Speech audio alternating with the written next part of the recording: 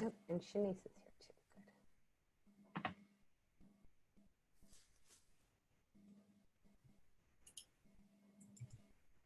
Good. Well, hello and welcome everyone. This is the Portland Clean Energy Community Benefits Fund Committee meeting. And we're gonna start, as we always do, with an opening inspiration. And I'm actually gonna kind of hand over the reins. I'm gonna stop sharing, and James is gonna play a video for the opening inspiration for today, and then we will move into the meeting. And James, I will keep track of people in the waiting room while you do that. All right, great, thank you. And great to see everybody today, and thanks for joining us. So yeah, last weekend, the US commemorated Independence Day, a holiday that has a lot of different meanings to people around the country and around the world. And as we reflect on our current times and the fight for racial justice over many centuries, we must acknowledge that there have been great inequities in the promise and access to the rights of life, liberty, and pursuit of happiness. And so on July 5th, 1852, a few years before the American Civil War, the great writer, abolitionist, and orator Frederick Douglass gave a speech entitled, "What to the Slave is the 4th of July?" And so we wanted to share a video that was recently released. Some of you may have already seen it, which features the descendants of Frederick Douglass reading excerpts of that speech, which is still very powerful and relevant today. So I'm going to attempt to share my screen here and also the video, and we'll see how this works.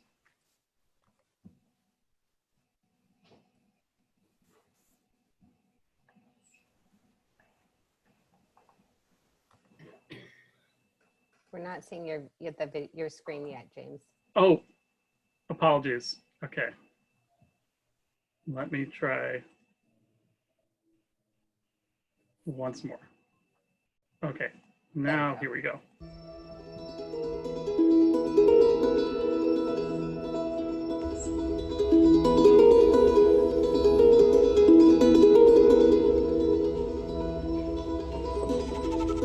Do I look there or look there?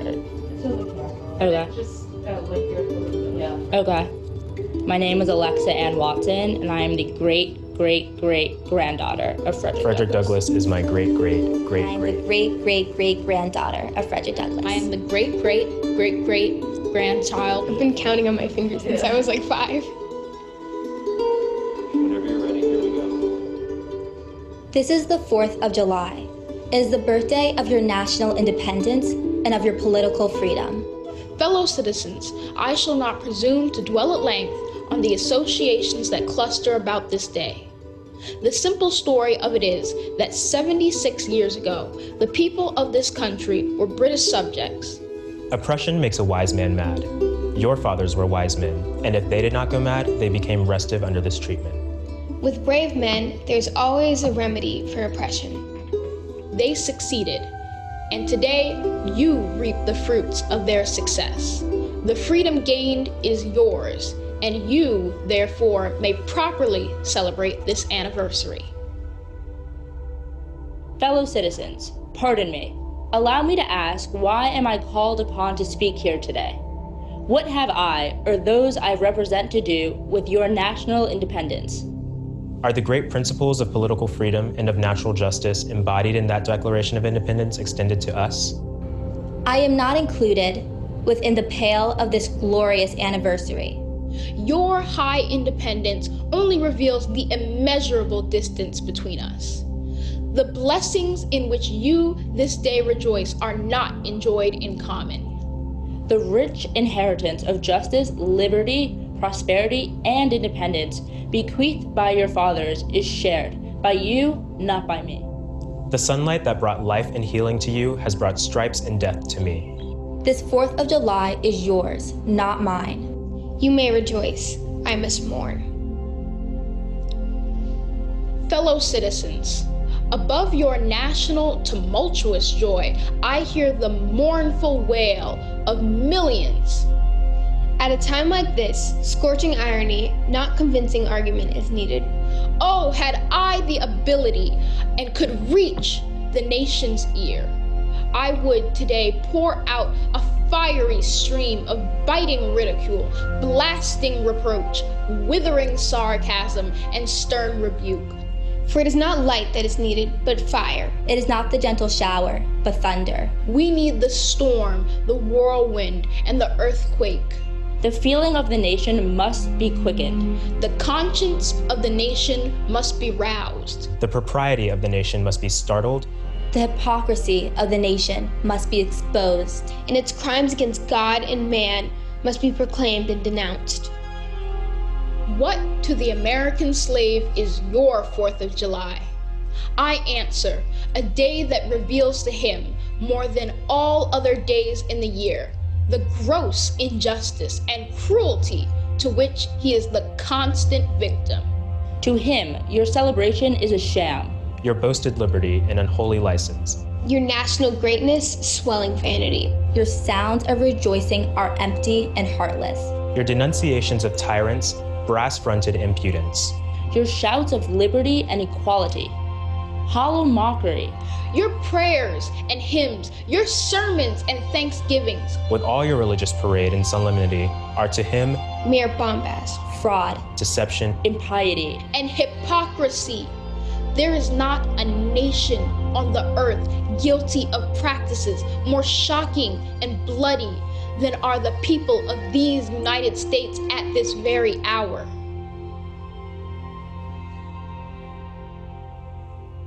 Allow me to say in conclusion, notwithstanding the dark picture I have this day presented of the state of the nation, I do not despair of this country.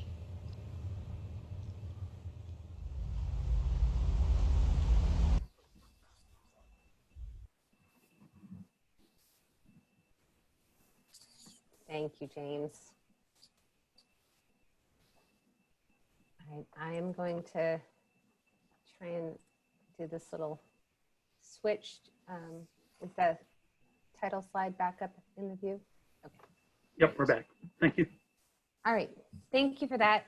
And thank you all for taking a few minutes at the beginning of our agenda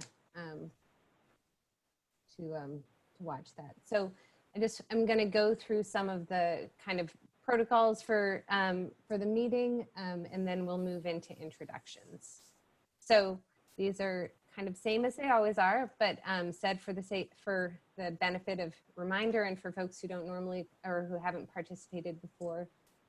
The chat box is to be used for committee members and staff. If you're having a technical problem that you think might be something that we are doing, you can use the chat box to send a message to staff, and we might be able to help you with that.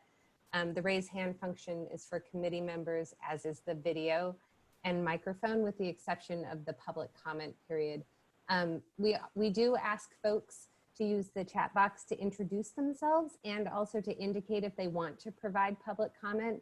We do have one person who signed up ahead of time for public comment, but if you do want to provide public comment, please put your name into the chat box. The meeting is being recorded, and there's also closed captioning available, and you can find that by going kind of to the little menu bar in Zoom, and the three dots that say more. That drop down menu has a view full transcript, and then you can see the real-time captioning of the meeting. So I'm going to start with introductions, and I guess just one more reminder to put your name, if you have an organizational affiliation, if you want to put gender pronouns, you can put that all into the chat box, and Sam will read those out at the end of the committee member and staff introductions. So let's start with committee members. Robin. Hello, Robin Wang, committee member, he, him. Faith. Good evening, everyone. Faith Graham, she, her. Jeffrey. Jeffrey Moreland, committee member, he, him. Rainfeast, Rainfeast Junitino Viatoro, he, him, committee member. Maria, Maria Sippin, she, they, committee member. Andrea, Andrea Hamburg, she, her, committee member. Shanice, Shanice Clark, she, they, committee member. and I would just note that Michael Eden Hill and Megan Horst, 2 committee members, are excused today. So now we'll move to staff. James, Everybody, James Valdez, PCEF staff, he, him. Janet, Good evening, Janet Hammer, PCEF staff, she, her. Sam, Good evening, Sam Brasso, PCEF staff, he, him. Wendy, Wendy Kelfkin, BPS staff, supporting PCEF, she, her.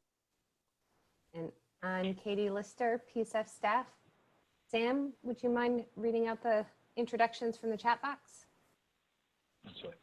We've got Anissa Pemberton with us, they, them, Coalition of Communities of Color. Angela Providelli, she, her, Bureau of Planning and Sustainability. Mark Jackson, REAP Inc. James Meteor, Earth Advantage. James Donnelly, Elevate Energy. Deidre Schutz, Nutrition Garden RX, she, her. Amy Sissel, she, her, Habitat for Humanity, Portland, Metro East. Derek Thompson, 5 Star Goods, mentoring young adults through employment and wellness. Jay Ward, he, him, Energy Trust of Oregon. Elizabeth Lopez, Division Midway Alliance, she, her. Scott Sander, Exceed Enterprises, he, him. Gail Palmer, she, her, East Portland Action Plan and the Centennial Community Association. Joshua Baker, he, him, Lloyd Eco District. Diane Henkels, she, her, Small Business Utility Advocates. Chris Grube, Good Energy Retrofit and the Home Performance Guild. And Zakir Hakim, he, him, Eastside Solar, Minority Business, MBE. All right, thanks, Sam. Before we move into public comment, I'd like to ask the committee members if they had any changes or comments or edits to the minutes from the July 6th, 17th. Now I'm forgetting what day it was. To the minutes that were sent out from the last committee meeting. June 17th. June 17th. July 17th is the future. So the looks like I'm seeing heads shaking. Looks like it is good. Okay, then those minutes are approved. And before we move into public comments, I wanted to just ask Sam to make a couple of quick program updates and announcements, and then we'll go to public comment. Okay. On the positive note is thank you to James, Angela, Wendy, and certainly others on the team, but we will be getting out and releasing our application support grants, which you all approved a little bit now, but we will be pushing those out here, aiming to go live tomorrow. Fingers crossed, I think we should be able to do it. If not tomorrow, we'll go live Monday. We'll give folks 3 weeks to apply. So just as you see that come out, both to committee members as well as folks in the audience, just be on the lookout and love to help us get the word out, certainly to small nonprofits, certainly those focused on BIPOC organizations. So BIPOC serving organizations. So hats off to them, but that'll be out here shortly. As well, just an update, it's because I know folks are wondering, but we have not reconvened our subcommittee on the member recruitment, aiming to get that out here. So keep an eye out to, it's really Marie, I think is the only member present. Otherwise it's Megan and Michael are both absent, but we'll schedule that and get that moving next week. So I think that's really it at a top level in terms of the updates. Yeah. Okay. But with that, I'll turn it back to you, Katie. Yeah, and it looks like it looks like we had another person put their name in the chat box, Maggie Johnson, Director of Development from Cascada Behavioral Healthcare. And then James just let me know there were a few people on the phone. So can you unmute the phone line, James? Yep, unmuting right now. So looks like we have 3 folks on the phone. Would you mind introducing yourself? We can start with the number that is 971246 that starts that way. Brian Denny, healthyhabitat.org and Home Performance Guild. Okay, thanks. And then the number that starts with 541270. That's probably mine, Diane Hinkles, with Small Business Utility Advocates. I'm phone audio, Zoom video. And are either of you interested in providing public comment today? No. No. Okay. No, it looks like the other phone line dropped off. So you can go ahead and mute those. Thank you. Okay, so it appears that we have one person signed up for public comment, Jay Ward from Energy Trust of Oregon. And I'd like to invite Jay to unmute yourself and make yourself visible on video if you're interested in doing that. Okay, I should be both. Can you hear me? We can hear you and see you. Excellent, thank you. And thanks for the opportunity to address the committee and attendees this evening. In particular, I want to thank the committee members for your ongoing work to breathe life into this extraordinary campaign. For the record, Jay Ward, Energy Trust of Oregon. And since some in the audience might have missed our presentation to the committee in December, Energy Trust is an independent nonprofit that provides energy efficiency and renewable energy services to the customers of PGE, Pacific Power, Northwest Natural, Cascade Natural Gas, and Avista. All Portland residents are eligible for our programs and incentives, but we're not ignorant of the fact that many Portlanders haven't been able to take advantage of them. We want to change that so that customers, particularly Black, Indigenous, people of color, and others whom we have underserved can benefit from our clean energy work. To that end, we're hosting an information session next Thursday, July 16th, from noon to 1:30. Like seemingly all meetings these days, in the interest of preventing COVID transmission, this one will be over Zoom. And during that session, we will seek to better understand potential PCEF applicants' needs, and will offer information on ways that they may be able to partner with Energy Trust to leverage our programs and incentives, should they so choose. PCEF staff were kind enough to send out an announcement and registration email this afternoon. If anyone has not already received that email, they've agreed to put a link to it in the chat bar. Thanks again for giving Energy Trust the gift of your time this evening, and we hope to see some or all of you next Thursday. Thanks. All right, thank you, Jay. Okay, so now we're going to move into it. The first thing on the agenda is a discussion of the public input that we received during the public comment period on the draft application and scoring criteria. And I'm gonna, there really are just 3 slides in this slide deck, but there was an accompanying kind of more full summary of the feedback that we received that we sent to committee members last week, and that is also posted on our PCEF website for members of the public to look at it. So we may reference that document as well, but just for the purposes of making a PowerPoint that looks reasonable, all of those words aren't included here. What we wanted to do was just talk about a little bit about, go over kind of 3 slides. The first 2 are just really some key themes that kind of bubbled up from the feedback that we got from webinars that we held, webinars that we co-hosted with other organizations, one-on-one meetings, an online survey, and then emailed in responses and public input. So it's a combination of all of those sources that went into that summary document. And then I will turn it over to Sam to talk a little bit about kind of what we're doing with that information.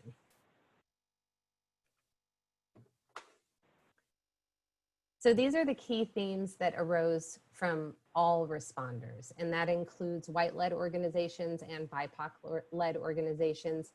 Respondents were primarily nonprofit organizations, but there were also a small handful of individuals and also some members of the business community who provided input, and a few, kind of like a very few, but a few folks from other government agencies. The sort of main key themes that arose from all responders were that the draft applications are too complex for many or perhaps most organizations that are small and not already well established. That prioritizing geography east of 82nd and low-income census tracts leaves out some members of priority populations and has some other unintended consequences. And some of those are kind of explained in a little bit more detail in the larger summary document that we sent to you. And then the third one is that applicants will need assistance and clarity with GHG emissions reductions estimates. And one of the things that is evident to us is that there definitely is a need for technical assistance and a need for clear communication. So I think that we are hearing those messages loud and clear from a number of different sources. The key themes that arose from across BIPOC-led organizations, and I put organization entity responders just to sort of capture the fact that there was an individual responder and that they weren't all affiliated with an organization, but that the draft application feels too complex and asks for too much detail. There was a request to simplify and move that detail out of the scoring and into the grant agreements. There's a suggestion to de-emphasize the organization experience with similar grants and projects in order to create new opportunities. And I think if just a little bit of clarity there, I think that we probably will reword when we redraft, but wanted to make it clear that that suggestion is really a de-emphasis not on the organization's experience and history serving PCEF priority populations, but a de-emphasis on the experience with similar size and types of projects that PCEF is going to fund. And to do that in order to create new opportunities. The questions around racial and social justice, diversity, equity, and inclusion did not seem to be written with culturally specific organizations in mind and are difficult for them to answer. And that was a piece of feedback that we heard from a number of different organizations that had majority leadership were people of color, that they really felt like those questions were written for white-led organizations to answer. The responses indicate that, and then the last is just sort of a comment or like a finding more than a piece of feedback that we received, which is just that a lot of the responses indicated that the information requested was misunderstood. So as we had kind of follow-up conversations to really dig into what folks were having issues with, it became clear that we didn't do an adequate job communicating clearly what it was we were asking for. And so the critique was really was a misunderstanding of the statement. So it's a different kind of critique, I guess. So I'm going to turn it over to Sam unless there are any questions about that. After Sam is done with his slide, we are going to be asking committee members, to give us your thoughts and your initial reactions to the feedback that we received. Robin? Yeah, just one quick clarifying question. When you say BIPOC-led, what's the definition of BIPOC-led organization? So it is organizations that are led by Black, Indigenous, and people of color. Does that answer that? Is that leadership staff, or is it board, or both, or something else? Yep. Sam, do you want to take that since you have a lot more familiarity with it? Yeah, generally speaking, we were looking at both leadership, organization leadership, executive director, top leadership, as well as board. So if a board is more than 50% BIPOC represented, that would be considered BIPOC-led? Yep, and at times it might have been 50%, and so we didn't draw a firm line around that, but yeah, generally speaking, that's right. Okay, thank you. Yep, we were mainly looking at the board and the executive leadership. Okay, so Sam, I'm gonna turn it over to you. Okay, so I think the framing here that we largely want to set you out in is that there's, we heard a lot of feedback, and we certainly sent you a summary of that feedback, and there's many ways to go about addressing that feedback, and it isn't necessarily one particular approach. And so what we just want to frame is that what we're going to be talking about, what we'll go into in some of the next sections, we'll be talking about how we're thinking about addressing this, but at a high level, some of the ways in which we're viewing addressing that feedback, and this doesn't capture all of it, but it's certainly one, just the obvious is changes to the actual draft grant application. So just the way that either the questions are asked, sometimes it's removing questions, and we'll get into what some of that actually looks like here shortly. to the way that we've reviewed how we can respond and address some of the core concerns that came out, which is changes to the actual scoring criteria. And this was an interesting one in that what we put out there was both application questions and scoring criteria. And so that's something that as we've gone through and as we get to the next section around how we've gone about addressing some of those changes, what we're learning is that some folks focus squarely on the scoring criteria, and at times it was that scoring criteria actually needed to change, and at times it was that we need to pivot back and look at the grant questions. So there's acknowledgement that we put a lot out there, and I think so that does a little bit of that as well. And then the third thing will be it's just actually taking outright questions completely, which you heard a little bit of that suggestion, but taking questions out of the application and moving them to the grant agreement. So shifting that burden of responsibility from the application to the grant agreement so that so that they may be early deliverables of the project themselves or some way managed by the project managers. And this goes, without saying, we were sprinting to get the document out. We put out a 104-page document that landed with a thud. We ended up, a week later, we did come up with a more navigable website that helped guide folks through that, but that didn't change the fact that we put out a first draft. And that was it. It was everything coming together, a lot of work going on, but it was a first draft of putting all those words together. And so there's just, and as is everyone seeing it for the first time, really all the pieces that have come together. So a lot of what we see that we need to address, and based on the comments and the conversations we've had afterwards, is just both improved clarity around the way we ask the questions, simplifying the way we ask the questions, and then just the layout themselves, things that we're certainly taking as a lot of lessons learned as we approach the RFP. And those are going to be really important things, just how folks actually engage with it. It can't be necessarily a 104-page PDF. So there's a lot of that we're working on, and we've been working with our comms team to lay out how we're going to approach that for the RFP. But a good chunk of the feedback ultimately came back to that as well. And so those are, at a high level, those are the 4 ways we view some of the changes that we're going to need to make in order to address some of the core concerns. And we think, which we'll talk a little bit about shortly here, but we think it's largely doable.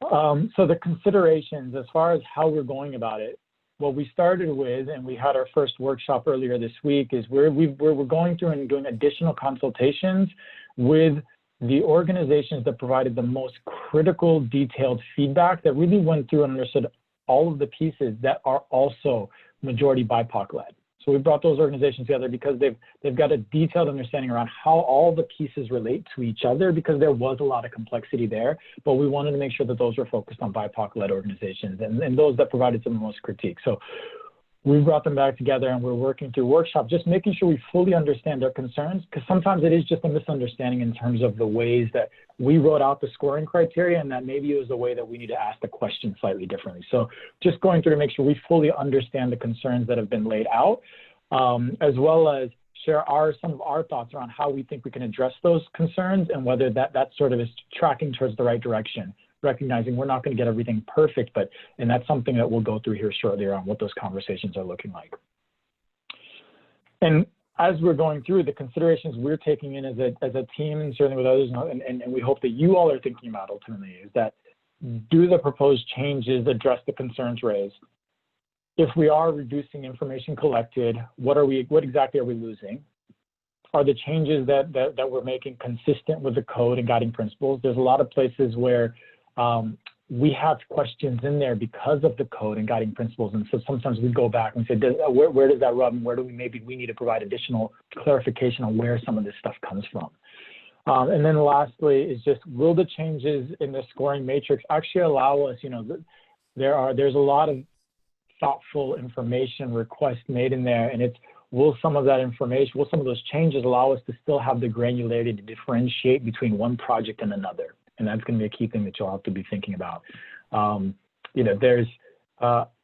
I'll leave it there because we'll go through some of those pieces, but I think just an interesting thing I know we were certainly reflecting on, we give a lot of examples given, and that was one of those things in the scoring guide that when folks saw examples given, oftentimes they saw those as requirements, and that often, so there's just, some of that is going to be communication. It's going to be spelling out, this is purely an example, but it's a tension that we're navigating, is what does it mean to provide examples, and what is that, how do different folks respond to that? And that difference does certainly manifest across whether, I think those differences, it's fair to say that we think some of the folks that we had conversations with that were women POC felt that when they saw those criteria, and that I don't think that differs so much from employment, job recruitment, all those, they saw those as requirements.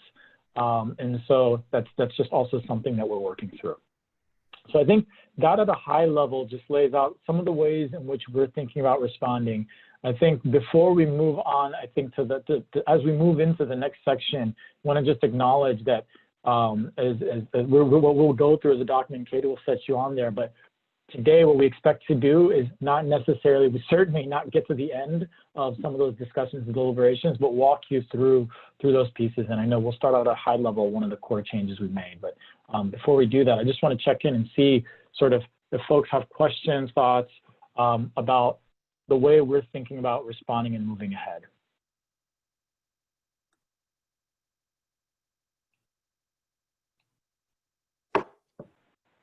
Andrea? Oh, and then Robin. So you mentioned kind of consistency with the code and guiding principles, but what role are City of Portland requirements for contracts playing in the mix here?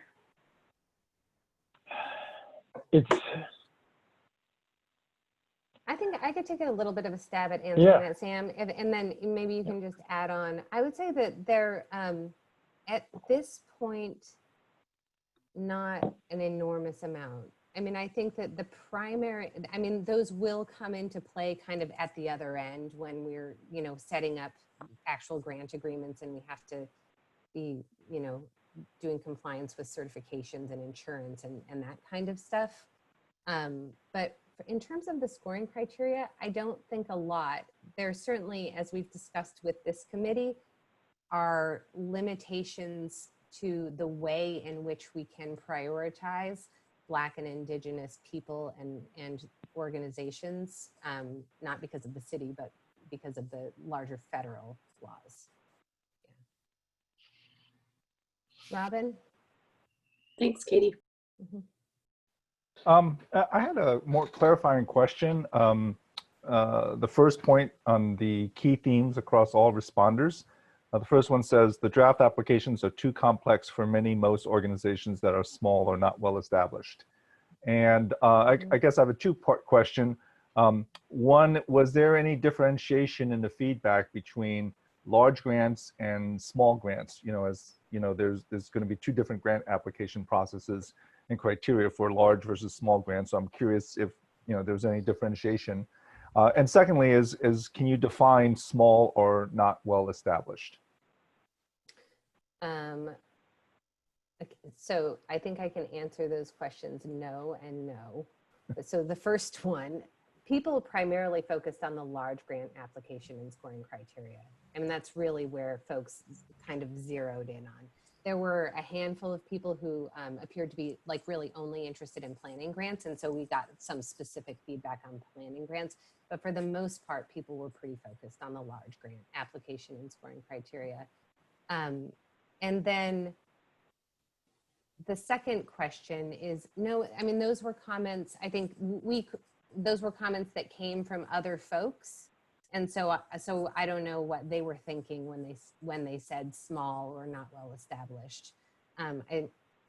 We could make assumptions about that, but I don't really know. We did definitely get comments from kind of more established, slightly larger, more mainstream organizations, or places that had grant writers on the staff that were sort of more along the lines of, yeah, this looks pretty par for the course, we could do this, but we think that it will be a heavy lift for small and not well-established organizations. So, but yeah, we don't really have a view into kind of what exactly they meant by that.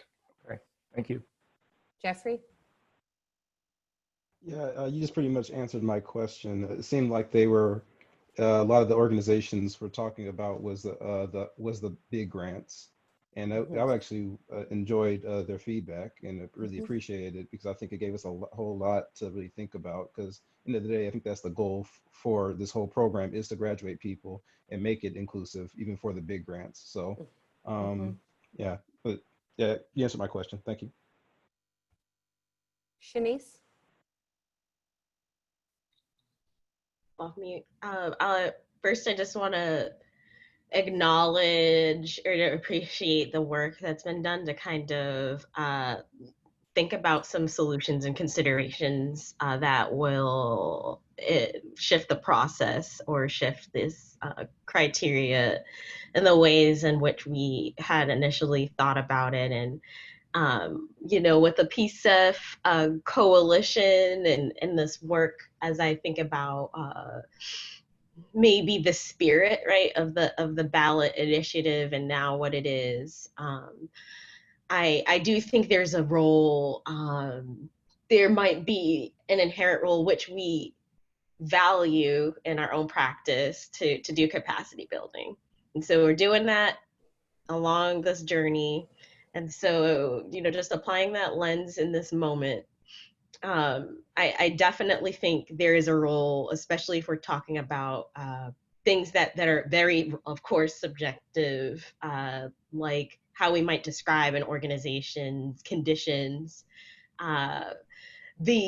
Generally speaking, I think the idea of a smaller organization or an organization that isn't your typical white-led dominant mainstream organization, those kinds of folks ought to be positioned to be benefited as the assumption is they're serving the folks who this fund is for. So I think there's some space to definitely carve that out. And as we think about the criteria, I know there's limitations, but there are ways we can think about this, especially as we frame our intentions and the beginning, right, of this criteria. You can begin to do that even in a formal way, an introduction, if you will, by naming. Yeah, these are values you already know, but I don't know. Having some space to articulate that the context behind the funds, of course, inform the grant criteria. And this is some context that also is here. That's for Black folks, it's for Indigenous folks. But the actual grant criteria is a separate breakdown, right? So I think talking about that in a fashion that removes it from the actual you know, mechanisms, if you will, that are listed there, but also paired with it. So if that makes sense. So the pairing of the two things, I think, can be a way that we can, you know, be in compliance and also be real about what needs to what these funds are for, right? I think the feedback we heard, there's definitely, I think, a struggle because these systems and the ways in which they're inherently designed, right, are why we are here. So there's some space to reflect. But I'm on the verge of rambling at this point. So that's all I wanted to lift up. That's a good point. Sorry. I think what I would add maybe and share, and this is a point I actually did mean to make earlier. I mean, this is there's a tremendous amount we're going to learn, and this is year one. I can't understate like that. This is there is so much we're going to learn, and we're not going to get this perfect. We're going to make these changes, and we still won't have it perfect. But it's important we listen in this. And I think one of the key things that we certainly heard is as we think about who we designed this for. You know, this year we're going out with 8 million, and so we can, you know, this is a learning year. We can adjust things, but next year we're going to have to readjust as we go out with 40 because that's going to imply it's just going to be a different scale. And so one of the things I do want to put in is when I mentioned number 3 above about shifting detail from the application to the grant agreement. One thing I want to be clear about what that implies ultimately is that it is bringing these questions and some of these elements of accountability into the grant agreement where the staff, the project managers on our team manage those projects. And so as we think about the kind of work that's going to need to happen, sometimes it means getting on bookkeepers, you know, contracting on bookkeepers for these organizations and the kind of detailed and really close work that needs to happen to make sure these folks are successful. It will be something that we will come back to this, but it will come down to administrative costs and what it means to manage the fund. And so we're learning a lot. 8 million, but when we get to that 40 million, it'll mean a different conversation. So that's something I just want to put a pin in because we will come back to that in time. And we'll learn and see how this goes. But I know that Renfish, you've had your hand up, so I don't want to pause there. And that's all I need to say there. But I just wanted to make sure that the committee is thinking about those other elements. Yeah, I think same. I don't think I've actually, after your comments, I'm ready to hear, to dig in and hear what staff is. My only goal or North Star is, I hope we walk away with some kind of application where, community groups feel empowered to approach developers, approach contractors, and dream a new possibility. I think that's my hope. Folks feel like, hey, here, I know is it a competitive application? Let's dream of something new. And so, I'm ready to dig into what staff has to propose, but, I just wanted to be clear that that's kind of my guiding North Star, and really want to hear what staff has to propose on this. Maybe before we go there, I'd like to just ask other members of the committee if they had any just kind of initial reactions or responses or thoughts. I know some of you have kind of shared those a little bit along with your questions and comments, but we had a listening session last time, but there was no opportunity for you as committee members to kind of articulate to each other how that landed, and then we just sent you a summary of the feedback that we got from a much broader kind of range. And so I just wanted to ask if anyone wanted to kind of share some thoughts on that before we take a deep dive in the weeds.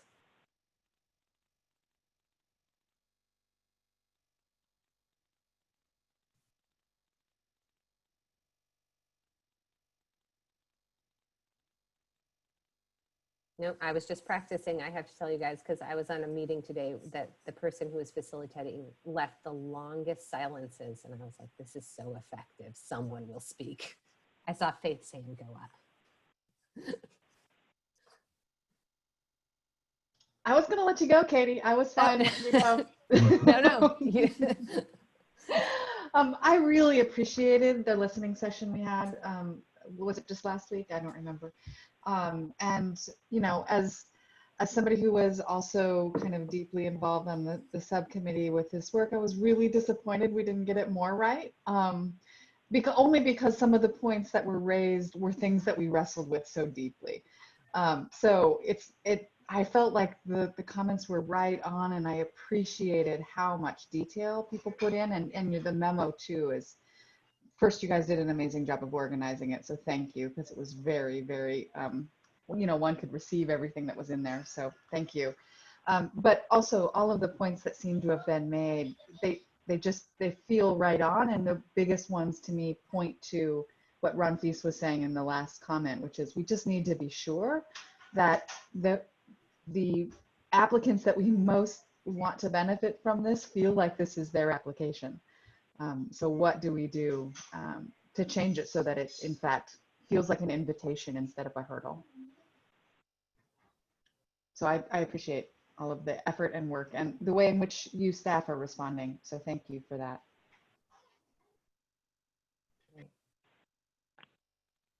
Thanks, Faith. Anyone else? Yeah, Katie, I have something else to add. I appreciated how you all helped organize all the feedback. I know it was a lot coming from many different directions, and I appreciate people weighing in and giving us time to look through these and giving us, a week to pause and to think through it. There was one particular theme or area that I wanted to learn more about and maybe consult with you all about, particularly the area where the Black, Indigenous, people of color groups talked about how the equity and inclusion questions were not designed with cultural responsiveness in mind. And this is where intent and outcome don't really align, and really would like to know how to better be more responsive to those groups, thinking about how we thought through that over and over with certain groups in mind, but how it came out really missed the mark. So I'm just really interested in learning more about that, and maybe if other folks want to discuss that here or some other time. Sam, did you want to say anything? Well, it leads into the next conversation. So if you folks want to discuss it, it will be part of what I'll kick off with in a bit. Yeah.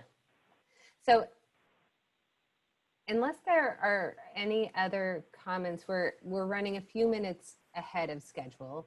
And so, which is okay, obviously, but I don't necessarily, but so I would like to ask, do folks want to just take a 5-minute break now, or do you want to wait until 7 o'clock and do it? Or do you want to do it now and then kind of plow through until 8? Randy, you have an opinion? I think we should just keep going. And Okay.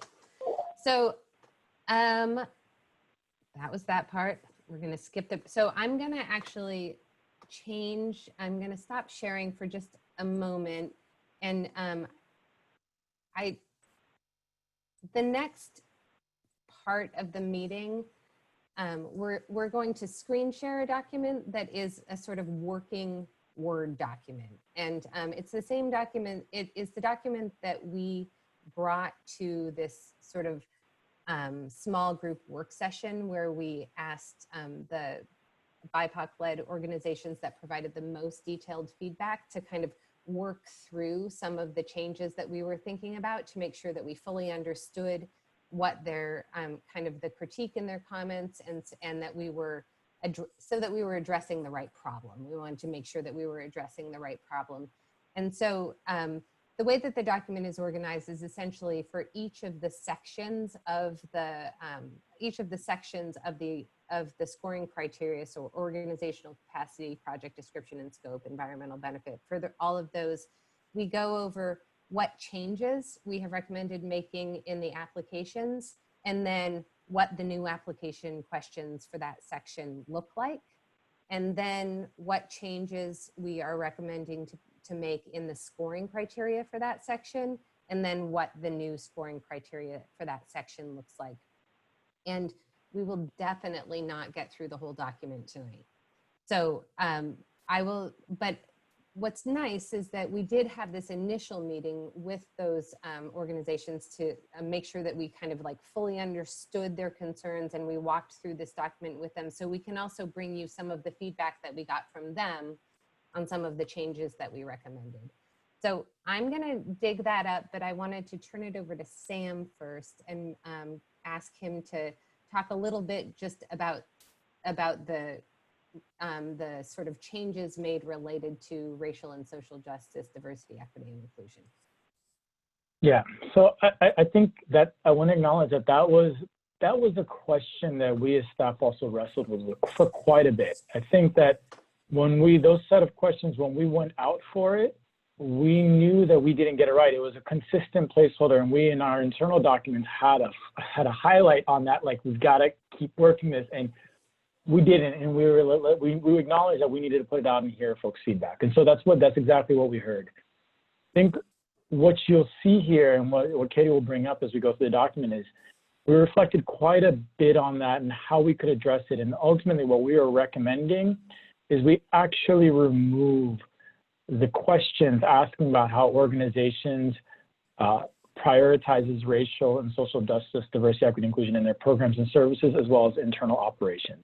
And I want you to sit with that for a second, and I'm gonna reflect on the changes we made and how we think because what that did in that process is those questions were certainly geared, and we had in our mind that white-led organizations would be applying, and we wanted to see exactly how they were doing on those elements. I don't want to say it was exclusively that, but that certainly was part of the mindset. And as we thought and connected with a lot of these BIPOC-led organizations, the reflection was that whether for resource reasons or historically that, as foundations and others have pushed groups to do this work, that hasn't been the ask that has come to them. So they necessarily haven't been resourced to develop those sorts of plans and others. And so it just isn't, and nor is it, when we talk to many organizations, if you look at their mission statements and others, they actually don't talk about even serving, whether it's Black youth or others, just because of the way racism has shown up often and the way that they've had to code and speak to their work.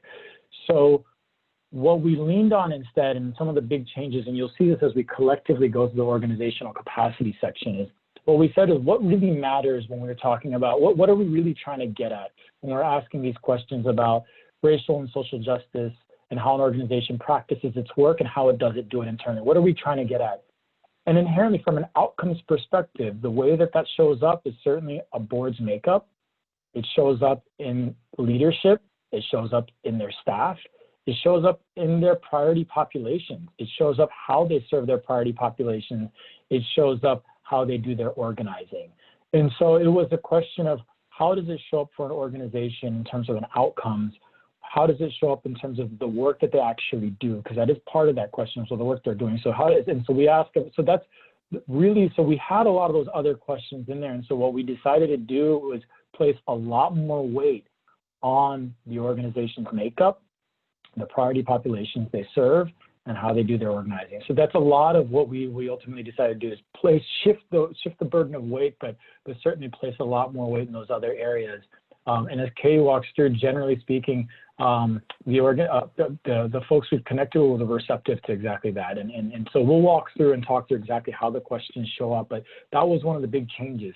I think that as we reflect now and we think about who we're now, as we're further centering this process around BIPOC-led, majority BIPOC-led organizations and organizations that are led by those that they serve, it's one thing that I think we're going to have to hold in our mind as we're going out with 8 million. It's going to be something else we're going to have to rethink about as we see what comes out in this cycle and as we gear up for the 40 million. So just realities of think what we're faced with now and who we center now and how we're going to have to reflect on the outcomes we come out and get out of this process and what it means as we retool this and go out for the 40 million. So, but that was one of the key changes. And with that, I'll turn it over to Katie because you'll see exactly how that manifests in the questions and the scoring.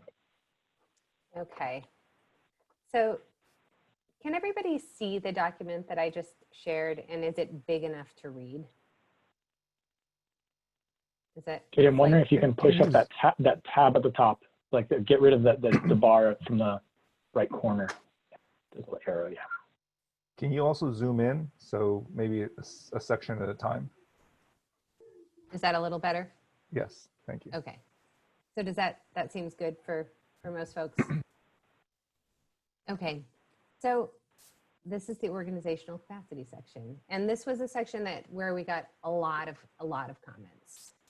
So Sam just kind of gave you guys a little bit of some context around the really significant, some of the more significant changes, but just to kind of reiterate and kind of detail exactly where they were.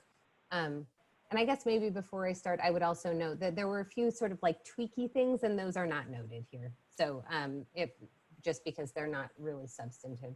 But so the first change was that we removed the request for the mission statement. The second, we removed a question asking to describe how the organization prioritizes racial and social justice, diversity, equity, and inclusion. Those are the questions that Sam was just talking about. And there were two of them. There was one that spoke to a program's sort of service delivery and like their outward facing selves. And then there was another question that spoke more to their like internal work. And both of those have been removed. We added a question for the organization to briefly describe their approach and experience with community organizing, outreach, and/or stakeholder engagement. One of the questions, there's a lot of feedback about the level of detail that was requested related to outreach and engagement. And then also, I think because of some of the examples that showed up in the scoring criteria, there was kind of the perception that the program was trying to be really prescriptive and say, this is the only way to do good outreach and engagement. And so we made some changes to kind of add more flexibility and just make it really clear that that was not what we were trying to do. We adjusted the table that assesses how the organization reflects the community that the project will serve to better characterize reflecting the lived experience of people who are low income and chronically underemployed. So that was it was a tweak, but it was one that came up a lot, which is how it ended up on this list, because folks weren't sure how to say what % of their staff or board kind of were low income, and there was a lot of confusion around that. So now there's sort of a narrative answer to how they to sort of reflecting the lived experience of people who are low income or chronically underemployed. We simplified the request for financial statements. This was another one where we had a number of examples, and we didn't, and that kind of ended up feeling like we were asking for a whole lot. And so we simplified that request, and we actually removed one question from that section, which was the question about the financial reserves of the organization. And so everything that is removed is, of course, removed from the scoring criteria. So we'll get to that. You'll see how that shows up a little bit later on. I will say that there were some things that we didn't do. I mean, there were some things that we changes that we did make, and there were things that were requested that we didn't make those, that we haven't made those changes, that we feel there's sort of good rationale for keeping some of that stuff in. So I just also wanted to point out, before we get into what the sort of new questions look like for this section, that I kind of just tried to add up this level of effort guidance, which is for each of the questions that provides a narrative response, we in parentheses said, like, we think this would be roughly 75 words to 150 words or something like that. We definitely need to be clear with folks that those are not those are not like hard parameters. If people can say it with less or they need more to say it, there's not going to be any sort of caps on that, but we did want to make sure that people had like a general sense of the level of effort there. And so for the new for this section, if you add all of the questions together, the level of effort, according to our guidance, is about 1 to 2 pages, plus 2 tables, and then submitting financial documents. Are there any questions about anything that I've kind of gone over so far, the application changes? Jeffrey? Yeah, I want to get into number 2, the remove questions about asking to describe how organizations prioritize racial and social justice. What was the feedback you guys got on that made you guys decide to remove that section of it? That seems to be part of what we're trying to do. So I'm just curious what their feedback was on that. Well, so Sam, did you want to speak to that a little bit? Yeah, I think at a high level, the feedback was really supportive of that, in part because we balanced that with increasing the weight on what the organizational makeup looked like and placing a lot of weight there. So ultimately, we're placing a lot of trust that if you reflect the community you serve, that and we acknowledge, I think, in our internal conversations, we know that that isn't everything. But as far as simplifying the application, that was one place where if you reflect the community you serve, then that is one place where it should manifest in terms of that is how your racial equity should show up in your program delivery. You should reflect the community you serve, as well as and then there's a couple other places in terms of there's this, when we had this question about racial, social justice, equity, inclusion, it was about in your programs and services. And so we do have this question 02 now, and the question existed before, we just separated them out a little differently, but we are asking for organizations to describe their records serving PCEF priority populations, how long they've been focused on those populations, and what percentage of the organization's work this represents. So that sort of captured, really, that at least captured how, that boiled it down in a more simple way around whether they are focused on, POC communities, low-income communities, folks with disabilities, others. So it was more, as we were simplifying and centering BIPOC-led organizations, they felt that those questions more appropriately spoke to what they did do, and they could answer those questions. Whereas asking about diversity, equity, and inclusion programs, it felt more like those, in that framing, it was geared more towards white-led organizations who may have resources, develop the right statements and all that, but may not necessarily internally do the work in the same way. So so I don't want to acknowledge that it's that in losing that question, we were perfectly replacing it, but that was sort of the balance and trade-off that we were negotiating. And the groups were supportive of that. I actually agree with that. That makes complete sense. I didn't see, we haven't obviously got to that section yet, but that's more clear. I think it's more reflective of what we're trying to do. So Yeah, that's helpful for me too. Shanice? Yeah, this is a good conversation, and it's making me think about the comments that were raised around how it might appear just who this might be for, the unintended impacts. A white organization answering this question, how they might prioritize racial justice. But if this funds are going to the folks who they need to, who they need to be going to, I think there's definitely a different way of going about what we're looking for sure. And I also wanted to comment, because I think this is related, the next one, number 3. I do believe that there is space to recognize, and it brings up, there's a few things going on, I guess, but the space where we have organizations talk or articulate the kind of community support that they have generally. And I think the PCEF coalition in itself is that. So if you're hearing what I'm saying, I think there's a way for folks to fill out an application regardless of what it says, and it looks good. But this question about community organizing and outreach is just such a broad question. But I think what we want to be hearing, I think what we're looking for is, are the beneficiaries that we're looking for the funds, are they messing with y'all? Are they engaged with y'all? Or just talking a little bit about that.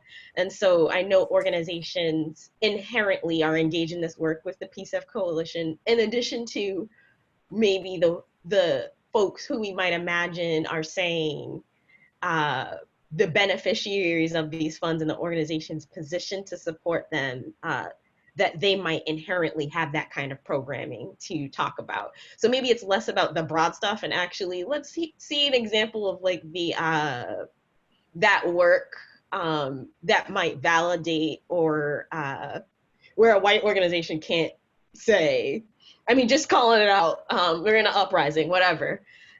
These things happen, right, during processes like these, especially as I reflect on all of the other systems. It's easy to do this work if you're positioned to do it, right? You got the staff and you can talk in a broad sense about it. So I just want to chew on that, I guess, number 3, and maybe it's more about the exemplar program, if you will, that could be the PCEF coalition. I'm seeing that as the getting at what this is getting at. Does that make sense for folks? But I think the white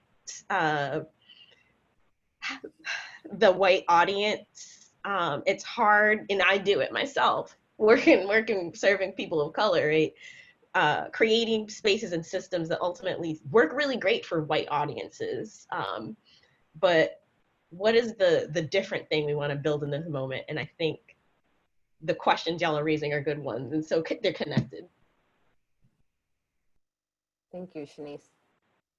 Memphis, did you have a question? Your hand was up, but now it is down. No. Okay. So I was reminded by my colleagues that that this is to make sure to reiterate that this is all draft. I mean, part of the reason that we didn't send this out ahead of time is that it really is a working document, and so as we're having work sessions with the nonprofits that we've convened, and as we're getting more input from you, things are going to be changed. So this is draft, but sort of just wanted to kind of reiterate that. So now I think we can start going through some we can go through the new draft questions for the organizational capacity section.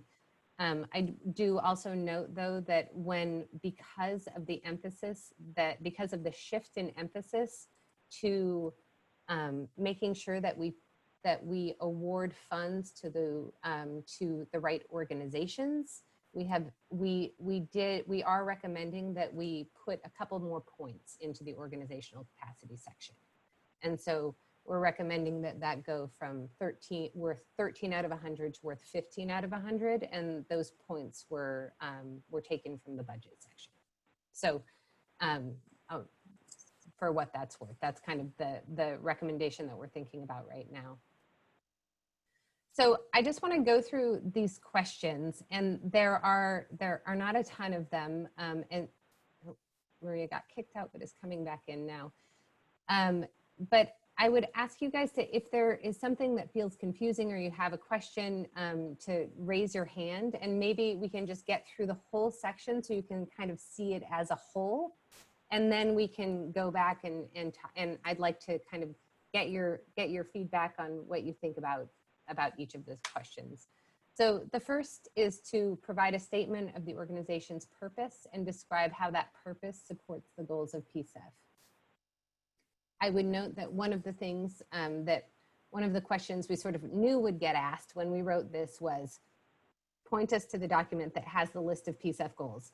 And so I do think that we will need to be, we recognize that we're going to need to be really clear about kind of what we mean when we say that, because we have been using, we've been using that language kind of broadly to mean the goals that are in the code, the goals the sort of guiding principles that the committee has adopted, and we might need to bring a little bit more clarity to that if we're going to ask people to speak to it. The second is describe your organization's record serving PCEF priority populations, include which populations you serve, how long your organization has been focused on the population, and what % of the organization's work this represents. If applicable, include any supporting documents noted in your explanation. And so I will, and I would just note that the feedback that some of the feedback that we got from the group of nonprofits that we convened and talked with yesterday was that this felt like somewhere we might actually think about putting more weight, because it speaks to the history of working with priority populations rather than the history of doing energy efficiency projects or installing solar panels or doing those sorts of things. That was sort of like the critical value add that providing funding to these kinds of organizations provides to the climate movement and to the work that they're doing. The third one is just a checklist for applicants with more than 5 full-time year-round employees. Which benefits does your organization provide to its full-time year-round employees? And so this is different. The last draft of the application had a question about what benefits were provided to employees just for everyone, and you could only get full points if you provided health insurance benefits plus one of something else on the list. And we got a lot of feedback that was really prohibitive for very small nonprofit organizations. And so we have this question, but the question only applies to organizations that have 5 or more full-time year-round employees. And that was met with lukewarm response do you think that is fair, Sam? Lukewarm, yeah. There was still a little bit of concern, but it generally felt maybe okay.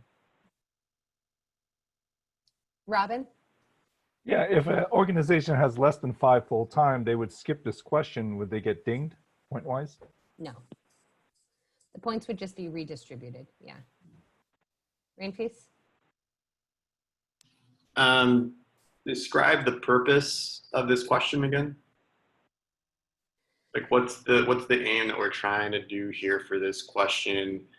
Whether it's an energy efficiency project that perhaps a contractor does, or work the nonprofit does itself. Like I guess trying to get back to like the larger picture here. What's the question that we're trying to ask here? What's the purpose, and what what's the purpose that it's supposed to serve? Yeah. So I think that part of this has to do with, part of it was in response to the idea that there's a lot of emphasis on providing benefit to the contractor community and to folks who are working on these projects in the trades. And and there are points associated with that. And there's a lot of questions associated with that. But there's another set of workers. There's another piece of the workforce that are not in the trades, and they're not contractors. They're actually just employees of the nonprofits. And so wanting to reward, kind of create an incentive for those workers to also have access to health insurance benefits and, you know, paid time off and retirement. Do you remember that, sort of those conversations? Yeah, I do. I think one thing maybe just to highlight, as different stakeholders are hearing about this key component, you know, I think just understanding, and I think even for us, I think it's the pitfall of trying to do it all in one application. Mm-hmm. That, you know, we have different projects, you know, projects that it's probably a contractor's going to do the work, maybe a project that's going to be funded, that's the nonprofit doing the work. But trying to do it all in one application, it's sending different signals. So like me personally as a committee member here, you know, this standard, this question or applicants being scored where 100% of the work's going to be done by a contractor doesn't make a lot of sense if it's a work that's being done in-house by a nonprofit. Personally, I think it does make sense, but you know, like if it's, but at the same time, like part of my challenge when I hear this question too is knowing that a lot of groups are already completely underfunded. And so to me, it's also, you know, I kind of wonder if organizations' responses change to this question, to this standard, if it's framed like, you know, if you were to be funded, what are the types of benefits you would be able to provide to your staff? To me, that's like two different types of question. One is, I think, you know, reaching more towards a more well-resourced system where, you know, if we could provide for more for our staff, what would we be able to provide versus what are you providing now? And then we'll score you based on that. You know, I think I just wanted to highlight that because I think I just see I could see sort of some of the potential challenges as our current application is framed and constructed. Yeah, I think that's a tricky one with so for organizations, if you were a very small nonprofit and 100% of your funding was going to come from PCEF, then I think you could answer like, you know, you could build that into your budget, maybe the benefits for the employees into your budgets, but might be more of a challenge if PCEF was just a piece of your funding or a project that you were going to do that had sort of a limited term. But I think that, yeah, that is good feedback. So are there any other comments on that benefits question? I will say that the group that we did convene, although it did not include any very, very, very small, I think fewer than 5, Sam, correct me if I'm wrong. I think some folks brought perspective that came from very small organizations. Okay. And keep going, and I'll keep going. They seem to feel like this was maybe okay. And particularly because to receive full points, it's not like you don't have to have a 401k or a pension or retirement. You just have to have health insurance benefits plus one other thing. So PTO, yeah. Or it might be worth doing a little bit more outreach to some, yeah, in that like 5 range. Yeah, when we added that clarification that it was really the full points was health insurance plus one of those other things, that did make it more palatable. And I do want to argue that at least one of the respondents there thought it sent a proper signal. It gave their organization, when they've applied to grants, it gave them the ability to make the case for their organization to start investing in it. So there was that point was made too around the signal that it does send. But yeah, that's true. Just to start clarifying, paid time off, isn't that required by law or by city ordinance? Or There's a state law around this. I don't exactly know. So I know paid sick leave. There's paid sick leave is a state law. I don't know if paid time off is. There's sick I'm leave. saying this, I'm realizing. Sorry, but this is my ignorance that paid sick leave falls under paid time off. Robin, did you have insight into that? No, I was just clarifying. It is the laws around paid sick leave, Okay. Which is different from paid time off, which is presumably holiday or vacation time. Okay. It also only applies for 10 or more staff for an organization. Oh, okay. Look at all this legal expertise in the room.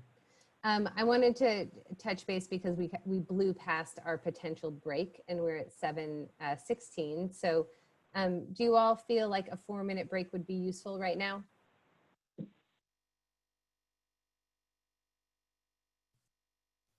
Let's do a 2-minute break. Let's do a 2-minute break. Okay, so we're going to be back here at 7:18.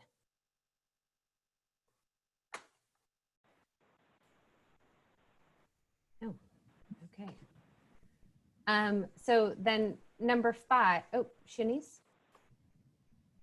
Oh, oops, I didn't know if we were waiting till the end for questions, but it is relevant to that. Yeah, no, for sure. I think I'm curious, especially reflecting on my earlier comment around what we might be wanting to see versus, grappling with the nature of how the questions are needing to look. I'm curious about what it looks like as we think about our values or principles.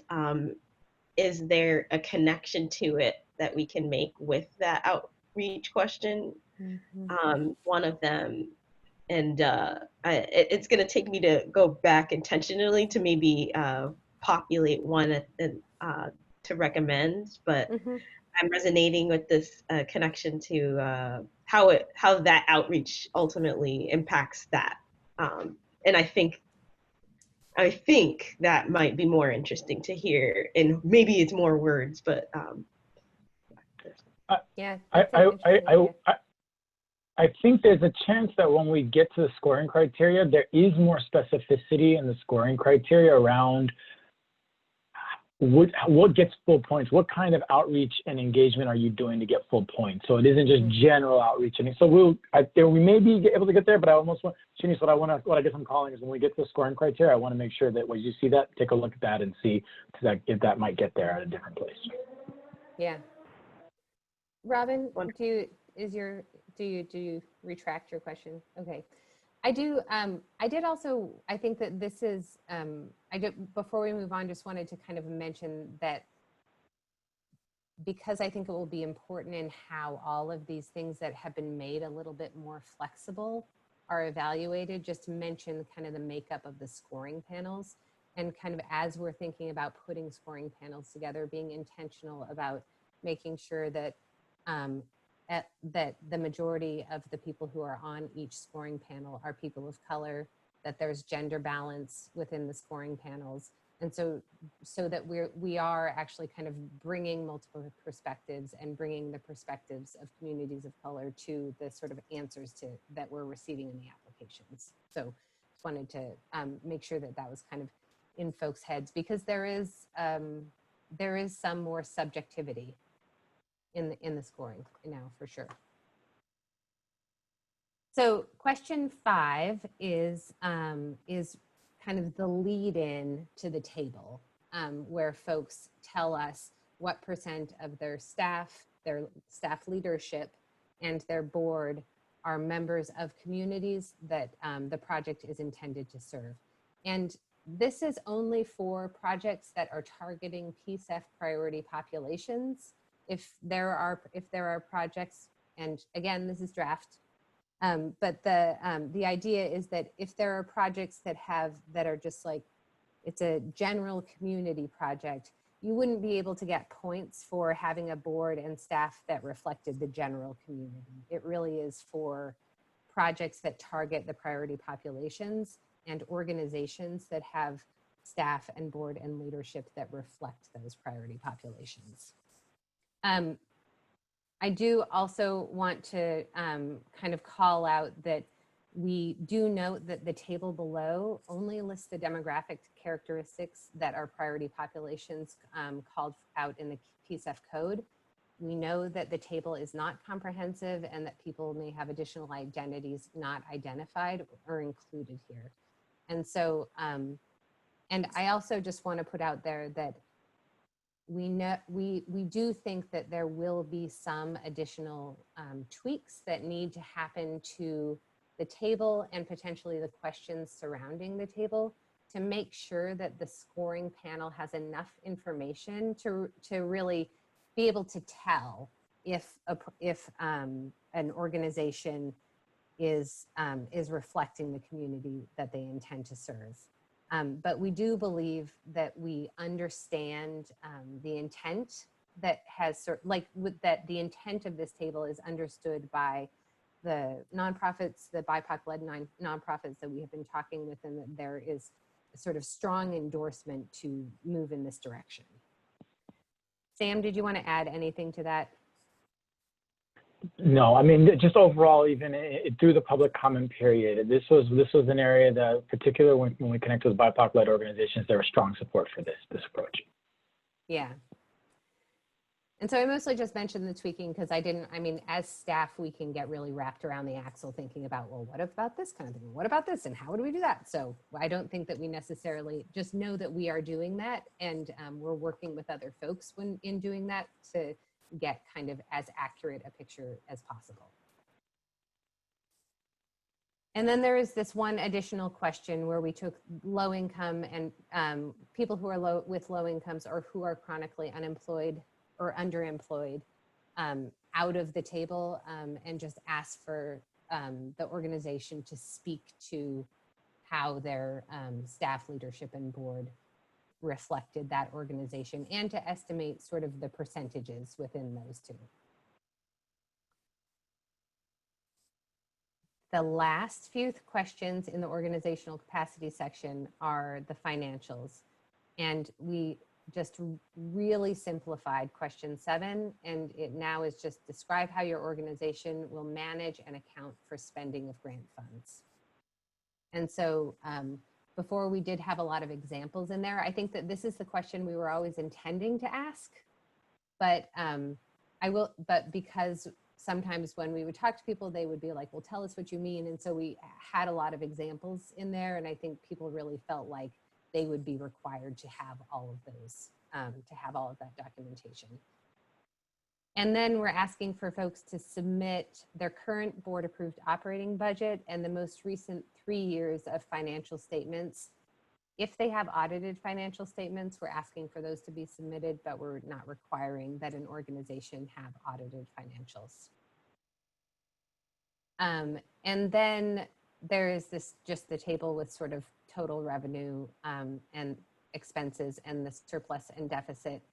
And then kind of a prompt to give us some narrative. If there's things that look weird in their financials, then they have an opportunity to kind of tell us, explain a little bit more of what's going on.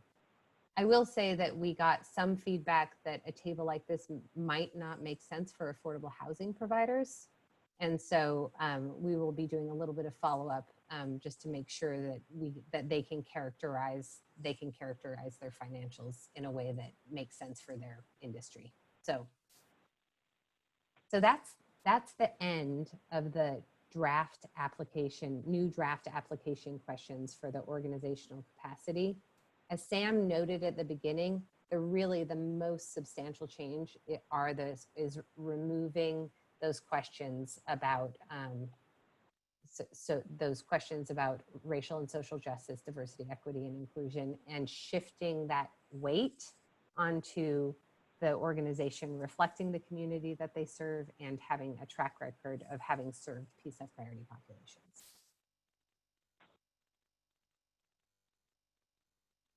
Any thoughts or comments?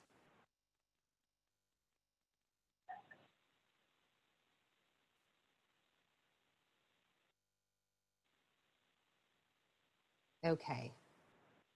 Robin. Yeah, I know these are questions. And we haven't seen the criteria.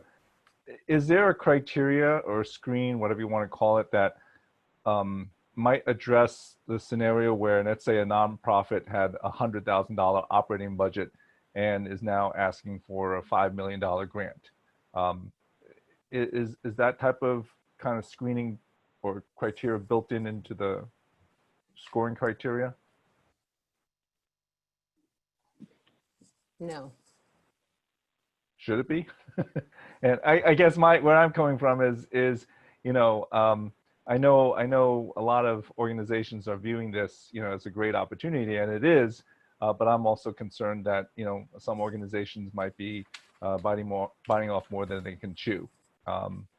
And you know, we don't have to discuss that here, but you know, that is a concern of mine. I think it's a fair point. Sam, did you want to say something? I mean, I think Robin, I guess I would ask that you hold and keep that thought and think through that as we get through the project scope section, because we do talk about the project team there. And certainly the way that we have pivoted as we get to the points, what you'll see is the way we've pivoted this and the way we ask about this, which will connect to actually the project scope section. And because there are questions we've removed there, you'll see that it may make more sense to have a BIPOC-led organization be as the primary applicant in order to get those points in the first section. So what we're doing is we're incentivizing them being in the driver's seat of this. What it also does, though, is that, you know, we'll also have to be able to look at the collection of the team in terms of being able to implement this, but it means that our relationship as a city would be with that organization, they'd be in the driver's seat. So we do have to wrestle with that. And I think that is where we come back to what does it mean as program staff to support those grantees as we manage those projects. So it's not a perfect answer, but I think that's just to acknowledge that there's many elements that are going to have to come together. And I think I would continue asking that question as you get to the project scope, the end of the project scope section, and thinking whether you could, you know, you'd see a smaller organization that hasn't necessarily managed a project budget of that size, but whether the team makes that up, and whether, you know, in balance, you know, obviously we would be our team would be supporting them, what that could look like. So. Yeah, I think that, and we're not going to get to that section today, but Sam does make a really good point that there is sort of the team experience and qualifications section would, if we were looking at an organization that just had a $100,000 operating budget and they were looking to do a $5 million project, they would need to have assembled or have a plan to assemble a team that had the capacity to do that kind of work. And I will just share that I have, in my professional experience, have worked with a number of very, very small organizations that have successfully implemented multi-million-dollar projects, and because they had a good team and contractor, and because they were able to access some support from the funding organization to make sure that they were kind of understood all of the pieces of the puzzle and to help with the kind of contractor relationship. So I think it does require sometimes may require more kind of staff and program assistance, but I have certainly seen it be successful. I guess I just would put that out there. Okay, I'll hold my thought. Thank you. Yeah, no, and it won't be tonight that we get to that section. I'm going to forget then. Oh, right. We will write remind ourselves you. A note about it. We'll remind you. Yeah. So we're at 7:33 right now. We are going to shift in about 7 minutes because this is, and then we're going to pick this document back up where we left off. And so I wonder, I think that what might be helpful is just to kind of go over the scoring changes, and then we can begin to go through the scoring criteria. but we are going to have a fairly hard stop at 7:40 because we have a few other things that we need to get done before 8 o'clock. So the scoring criteria, again, associated with the organizational capacity section, the changes to that section are that we increased the points from 13 to 15 out of 100, removed points for stated mission of serving PCEF priority populations, removed the points for demonstrating commitment to racial and social justice, diversity, equity, and inclusion in programs and services, as well as in internal operations.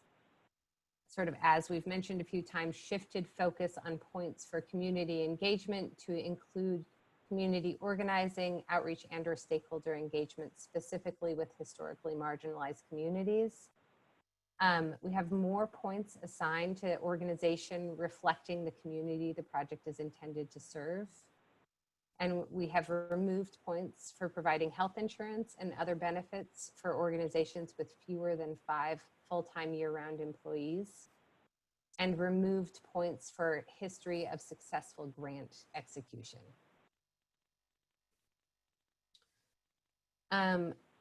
So there are, let me just count, there are 5 kind of opportunities to earn points in this section. The first is that the organization has the track record of delivering programs that benefit economically disadvantaged community members, including people of color, women, people with disabilities, and/or the chronically underemployed. One of the changes that we made here was just to make it a little bit more clear that the organization really, that has to be their primary focus. I think that with many nonprofits, it would be easy for them to say that they do this because it's such an expansive list, and it includes low income, and it includes, you know, just, you could almost anyone could answer yes to this question. So to receive full points, the applicant organization has to have had at least 3 years of delivering programs that benefit communities identified in this criteria, and they have to have a primary organizational focus on those populations.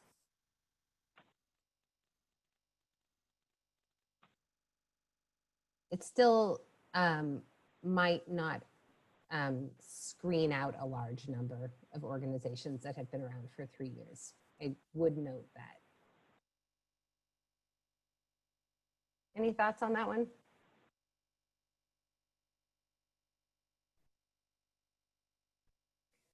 The second one is that the organization demonstrates a strong understanding and practice around community organizing and/or stakeholder engagement, particularly focused on historically marginalized and culturally diverse communities. And to receive full points there, the engagement reflects an understanding of the historically marginalized community or communities that they serve, that the engagement activities are informed by principles of inclusion, co-creation, and collaboration.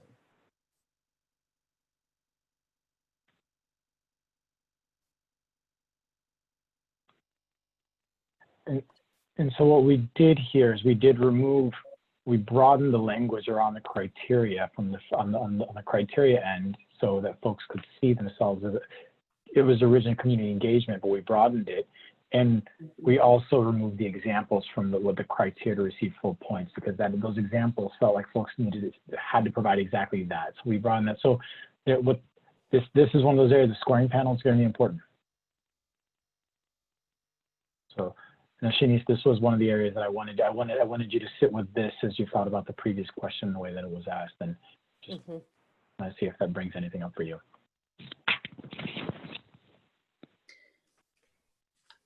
Also recognizing that we can certainly return to these. I mean, this is the first time that you're seeing these, and so we know, you know, we're not kind of expecting folks to have fully baked or digested.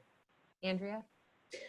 Yeah, I was kind of thinking this through in the question, and now here, especially with the addition of engagement activities are informed, blah, blah, blah. From my perspective, community organizing includes leadership development, but it doesn't necessarily imply enough community leadership to me. And because it's and/or, I wonder if, for me, I think it might be helpful to say community organizing, community leadership, and/or stakeholder engagement. Like outreach and engagement and organizing can all be passive recipients. And I think we're looking for more community-led efforts. Mm-hmm.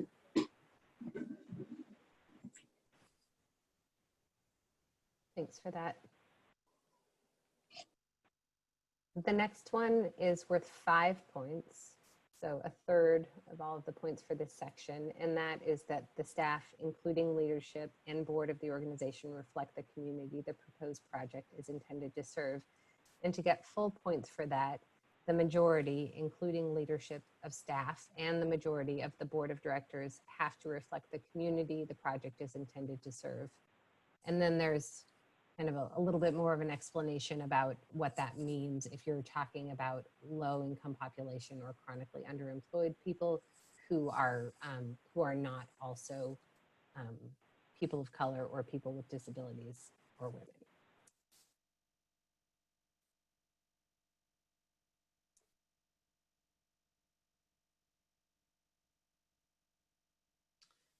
This is just the one about benefits. And I think we've already talked about, like, you know, how you get full points. And the footnote here is that it only applies to organizations with 5 or more employees. Those 2 points then get sort of evenly reallocated or based on the relative weights of the other scoring criteria.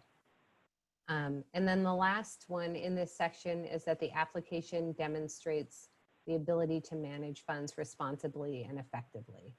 And to get full points here, the revenues are not less than expenditures. And the qualifier there, which is underlined to make sure that is very, very clear, is that, that revenues are not less than expenditures without having provided a reasonable explanation. That there are no audit findings of a material weakness in the past 3 years when audited financials are available. That won't apply to folks who don't have audited financials. And that there are strong internal budget management practices and controls. There are still some examples in here that may or may not be useful. We are still wrestling with how to provide guidance without appearing to be listing requirements. So I think that that is something that, you know, as Sam has mentioned, we are kind of talking about internally, but also seeking the guidance of professional communicators and folks who are work in BIPOC-led nonprofit organizations to kind of make sure that we provide enough, but not too much. And the documentation there just includes, again, those 3 years, if available, of audited financials, if available, and the current year-to-date financial statements. And that's worth 3 points. So I think that one thing to note, and now we're 2 minutes over, so I'm just going to bring us another 30 seconds over. One thing to really note about this section is that an applicant who is coming from a BIPOC-led organization that has a staff and board that reflects the community their project intends to serve is in a position to be able to get, you know, kind of, I think if you add them up, like 7 to 10 points that would be really difficult for a sort of more mainstream white-led organization to get. And that is because like we talked about, they're of the sort of recognizing the value add to the sort of projects and programs of having communities served by members of their own communities. And you'll see those are additive with other sections in terms of the focus on priority populations. So there are 10 there, but you'll see in subsequent sections that at least the focus, in addition to that leadership, the focus on priority populations will continue to add additional points as we continue through this. Yep. So at our next meeting, we're gonna, we might revisit this section and just ask for some kind of like thoughts, and if you guys have any thoughts in between now and then, but then we will keep moving on through it, through the other sections. And so, Robin? Yeah, We're going to turn it quick, over just to quick. Sam. Is there something you can share with us? Because I'm not going to remember this detail. Yes, I think that we can probably share. So we'll reconvene as staff and kind of figure that out. Yeah, we'll there's a few tweaks we may need to make, and then we'll share what we've gone through today here, so you have that at least in front of you, and you can simmer and think about that. Thanks. Okay. Okay. So Sam, you're up. Yeah, so I just wanted to, before we pivot on and send this on, as we move forward, I just wanted to, a quick just kind of grounding for us. You know, originally as we shifted out and added a week to the public comment period, we pushed out the RFP release to August, from August 3rd to August 10th. And I think with some of the changes that we're aiming to make here, we're going to push out another couple of weeks, but we think we're still aiming to get out the RFP in August, and that's been something we've been consistently communicating here. So our hope, and our plan is to continue workshopping the critical feedback and our thoughts on addressing them with the cohort of majority BIPOC-led nonprofits. And we think this path will, as just the feedback we're getting, will allow us to meaningfully address these. But in order to do this, hear your thoughts. We'd love to hear your thoughts, I guess, on extending our meeting next week for another hour, so that we can meet for 3 hours to go through and cover more content. And just love to hear any other thoughts you have. And then, so just we've heard a few things, but I wanted to share that, ask for an additional hour from you all, and see if you have any thoughts, and then we can pivot over to our next section.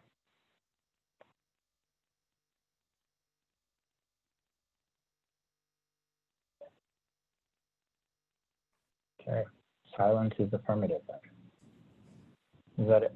Does that work for folks? We'll go for 6 to 9 potentially, and we will cut you out short if we get through as much content as we're hoping to. There's a good chunk of content that continuity will be helpful.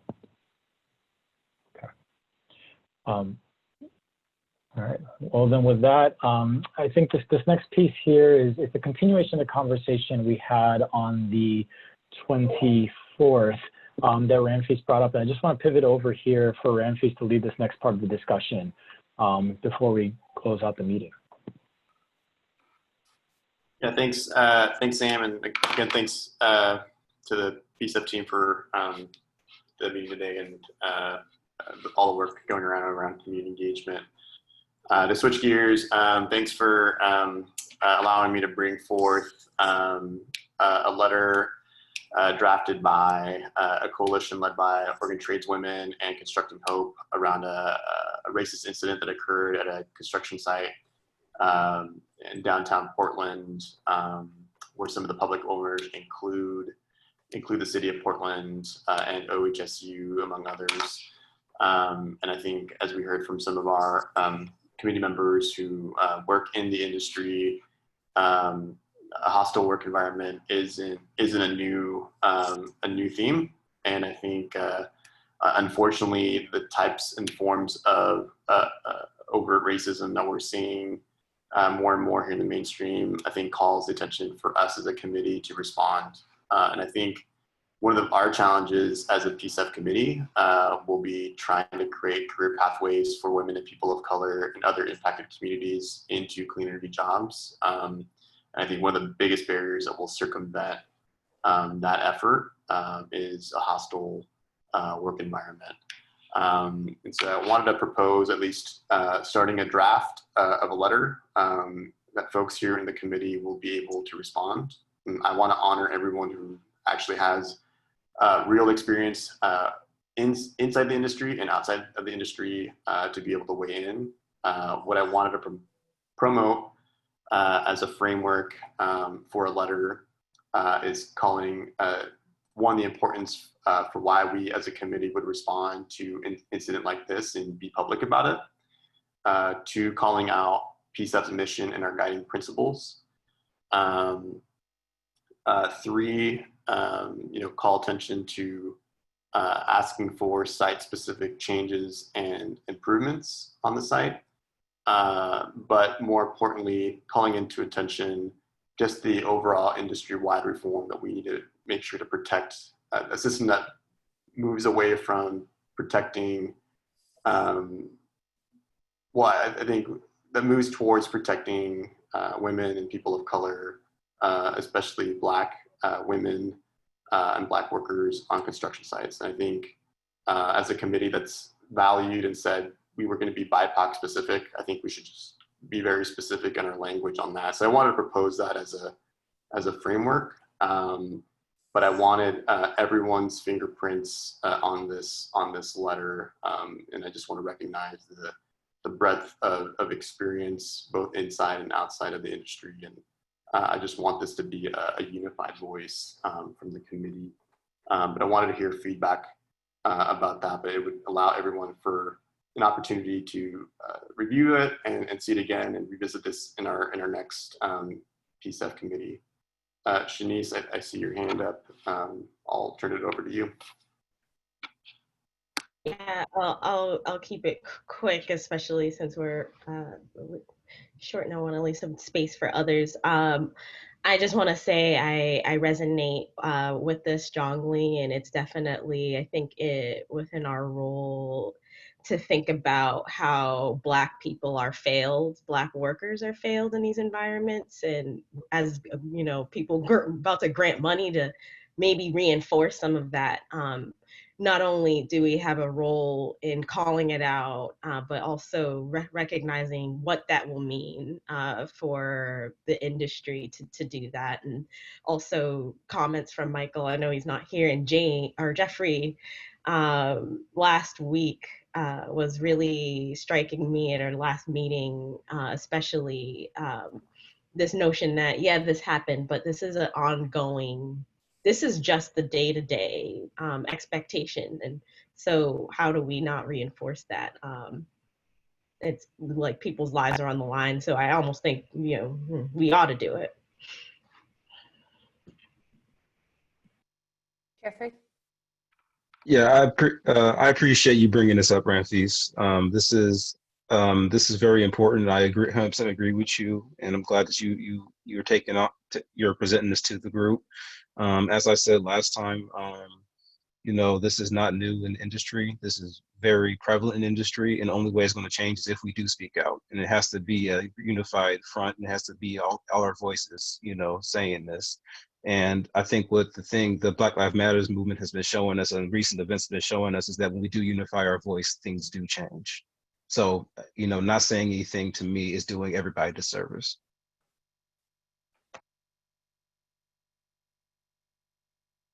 Robin? Yeah, is there a in the statement, is there an element of holding the prime accountable for you know, these incidents?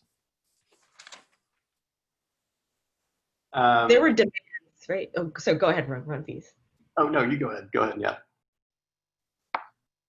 I actually think some of those demands could be really interesting for us to sit with, and maybe that could be a follow-up space, and on which I'm not sure the appropriate format virtually makes it all interesting. But I think sitting with those demands, because there are some very tangible steps, but in the context of our work, how we can think about that, and also maybe connect with these folks. Those are some things I'm thinking of. And I'm just gonna need to go and take a look at this letter. I think you're right on that one, Shanice, and I think to your question there, Robin, I think there will include an element on that. I do want to make sure that multiple stakeholders share some ownership or responsibility, whether it's the owners of the projects, the subcontractor involved. But again, I think it's just highlighting if it's an industry-wide problem, it's everyone's problem, and I think that's just my hope with the tone of the letter. But again, I think this will be reviewed by everyone here in the committee, so I just want to make sure we set the right tone for what we're trying to convey here as a letter together. And just to add real quick, I also think it sets a tone to shows contractors that are going to be trying to apply to what we're trying to do here, that this will not be tolerated. You know, so it sets the right tone for people that we want to actually be applying to the monies that we're going to be coming into here shortly. So I think it's a very good time to do something like this of the nature. Maria? Yeah, I appreciate you bringing this to this space because it's relevant and it's urgent for us to continue talking about repercussions and consequences and how we can address this straightforward. There are also other incidents that are not as visual and big and shocking as this that I think we also should call attention to, you know, like all of the paper cuts that happen every day to Black, Indigenous, and people of color in all of these spaces. And I think those could be amplified too as we find examples to bring forward. So thank you for always looking out for that and for this group to make room to think this through and to speak out. This is the forum for it. And I hope people know that we can inform people and we can also take action together as a community. Thanks, Maria.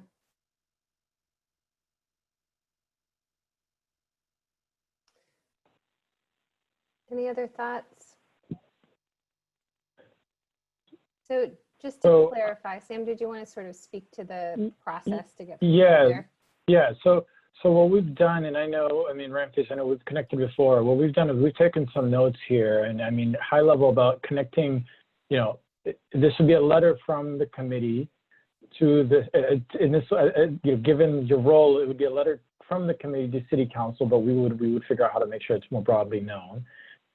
We would what I've taken as notes here that I'm going to repeat shortly here, but what we'll do is staff will take a first go at taking this and pulling this together in some sort of form and share that. I think, Ramses, my hope is to share that with you so that you can, given that I think you're closest to this, and if you all agree with that. So I'll walk through the comments. We'll pull it into some sort of letter, and then we'll work with Ramses in order to tighten that up to present it to you all as a full committee in next week's meeting, next Wednesday's meeting. And so some of the points that I've got here is speaking to the relevance of why it's important that this committee speaks out on this and connecting it to the PCEF mission, the goals. Speaking to site-specific changes and improvements that are going to be needed. So directly speaking to that site, calling into attention the industry-wide reforms that need to happen to protect women, people of color, and certainly women of color. And setting the tone that this will not be, that as we move forward, we will be seeking to address these issues in PCEF head on, and that this will not be tolerated on PCEF projects. I think that's, I mean, there's a few other notes that I have, but that's at a high level. Those are the themes that I've captured. And I want to just make sure if there are other themes that you want to capture in this, that we'll at least take a first go at pulling that together and sharing that with Ramses and then bringing that back to you all next week.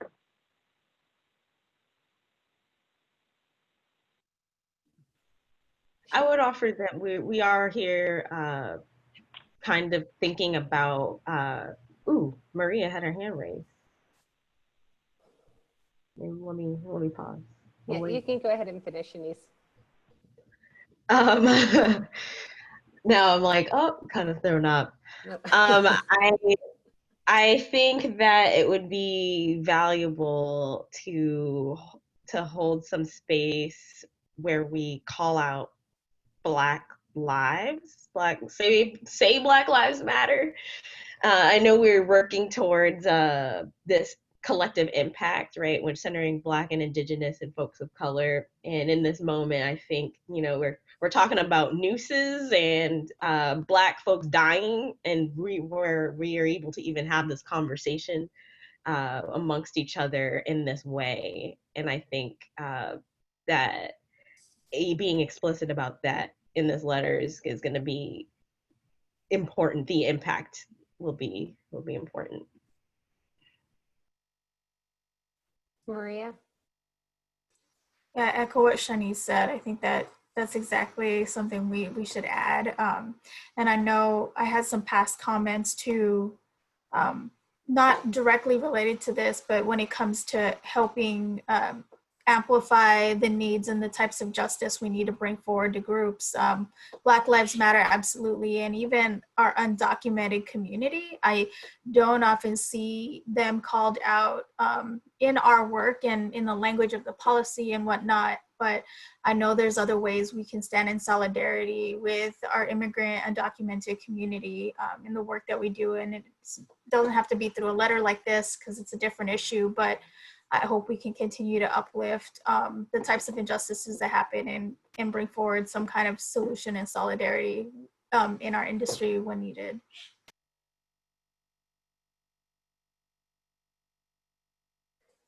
Thanks, Maria. So we have about 1 minute until 8 o'clock. Are there any other committee member comments? Andrea? I just want to say, Renfrew, thank you so much for bringing this back to us. I really left our last conversation wanting there to be a next step, and I thank you for taking the initiative and thinking through why it mattered for us to respond and what the contents of that response could be. Thank you. And Sam and staff, thank you for taking putting your effort in a first draft. Okay. I equally likewise, Ramkis, I want to thank you for that. And one thing that I think we didn't call out is that building where this happened is the building that BPS will be moving to in a year or so. So it is not lost. That part is not lost on us. So I appreciate that. Thank you, Ramkis. And thank you, and I appreciate everyone on this committee. And I think I appreciate the leadership here and the folks who actually are on the front lines and doing the work. I think it's I think this is it is timely, and it is something that we should work towards. So yeah, thanks everyone, and look forward to working with you all on this moving forward.